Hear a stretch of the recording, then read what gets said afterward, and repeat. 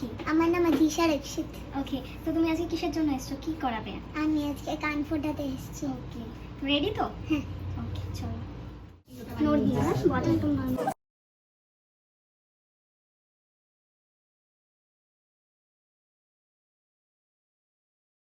So আজকে আমার কাছে আধিশা এসেছিল ইয়ার পিয়ার্সিং করাতে।